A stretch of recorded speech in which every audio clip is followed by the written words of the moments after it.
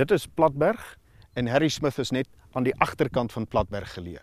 Ons staan nou ongeveer 13 km vanaf die N3. Dit is Tantjiesberg daar in die verte. Die sogenaamde De Beerspas tolpad gaan aan die weste kant daarvan verby.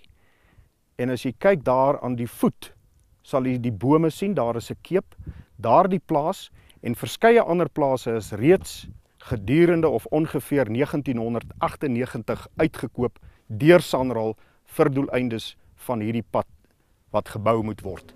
Die regering en SANRAL hou vol dat geen besluit nog geneem is om die hoofweg as dit ware te skuif nie en dat daar tans slegs studies gedoen word om die lewensvatbaarheid van die projek te bepaal.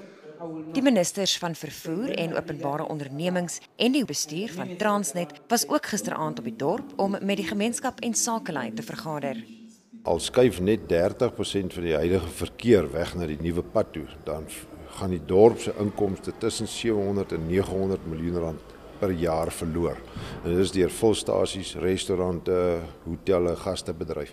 Ons doel is om te verseker dat Harry Smith moet groei, maar ons moet ook na die beter en lang termyn belange van die land kyk. Boere glo die regering mors geld en dat die geld beter aangewend kan word op bestaande paaie. Hier is die Olifiershoekpas nasionale pad wat dien as 'n alternatiewe roete vir die N3 na Durban. Opgraderings aan hierdie pad is so wat 2 jaar gelede gestaak. Iewers waar, sê ek vir jouself, dink ek, is daar 'n rot wat vrot. Die projek gaan na raming meer as 6 miljard rand kos. Well, it won't be taxpayers' money alone, but the taxpayers' money, when you invest it, the way you put it, you make it sound bad. It's as if it's something dirty. It's not. I mean, it's necessary that the taxpayer pays for the infrastructure rollout.